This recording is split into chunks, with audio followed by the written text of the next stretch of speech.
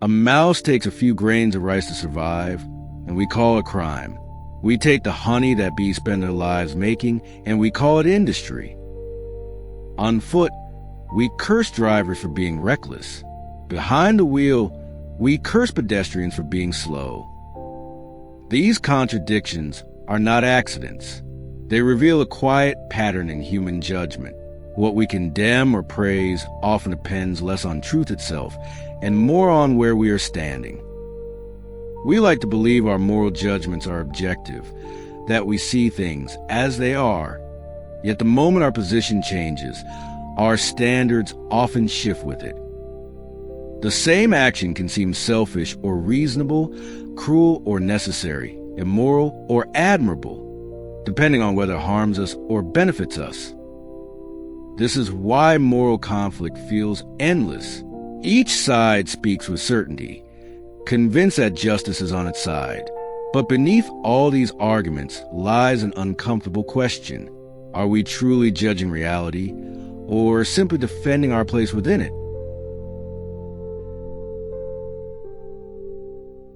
From the viewpoint of Daoist philosophy, this problem begins with confusion between perspective and truth. Laozi taught that the Tao does not divide the world into good and evil. Heaven and earth treat all things without preference. Nature allows each being to follow its own course, without praise or blame. Human morality, however, does not arise from the Tao, but from comparison. We judge actions through our interests, our fears, our social roles, and our power. Zhuangzi explored this deeply through paradox and storytelling. He showed that right and wrong are not fixed opposites, but shifting positions. What seems excessive from one angle appears insufficient from another. What looks unjust to the weak may feel reasonable to the strong. This is why he mocked rigid moral debates, not because ethics are meaningless, but because certainty built on a single viewpoint is fragile. Like the frog in the well, we mistake a narrow patch of sky for the whole universe. Our experiences, culture, status, success, and struggle build invisible walls around perception. Inside these walls, our judgments feel complete. Outside them, their limits become clear. In a world of crows, being white is not a virtue, it is a liability. The many define what is normal, and morality quietly follows their shadow. Power shapes standards. Numbers turn preference into truth. The root cause, then, is not evil intent. It is attachment to position, mistaking where we stand for what is real. Daoist wisdom does not ask us to abandon morality. It asks us to loosen our grip on it. Understanding perspective does not mean excusing every action or denying harm.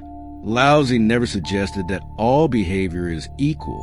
What he warned against was rigidity, the belief that a single rule applied everywhere can produce justice. The first step forward is distance, not physical distance, but inner distance from the ego's immediate interests. When we step back from our roles, victim, victor, authority, outsider, we begin to see more clearly. We notice not only what harms us, but what drives others, not only outcomes, but the conditions that produce them.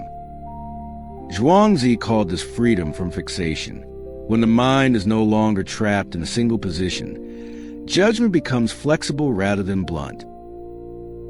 This is where Wu Wei, non-forcing, enters moral life. Non-forcing does not mean inaction. It means responding in harmony with reality, rather than imposing rigid ideals upon it. Instead of rushing to label, the Daoist approach observes. Instead of condemning first, it seeks to understand the flow of causes. Only then does action arise, quiet, proportionate, and precise.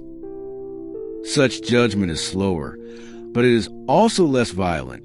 It does not need to shout to feel certain. It leaves room for complexity, contradiction, and change. The core Daoist insight is simple, yet demanding. Wisdom begins where certainty loosens. As long as we cling tightly to our own position, judgment remains shallow. It protects the self rather than revealing the truth. It divides a world into allies and enemies, innocence and guilt. But when we recognize that our viewpoint is partial, something shifts. Humility arises, not as self-denial, but as clarity. Compassion follows, not as sentimentality, but as understanding. We see that others, too, are acting from within their own wells. Only then does judgment mature into wisdom. Wisdom does not erase right and wrong. It holds them lightly, knowing they exist within context, time, and relationship. It understands that in a changing world, rigid certainty is often the greatest danger. The Tao does not demand agreement. It invites awareness. Before declaring who is right or wrong, it asks a quieter question. Am I seeing reality as it is, or only as it serves me? When that question is sincerely faced, judgment stops being a weapon. It becomes a mirror. And in that mirror, we do not only see others more clearly, we finally begin to see ourselves.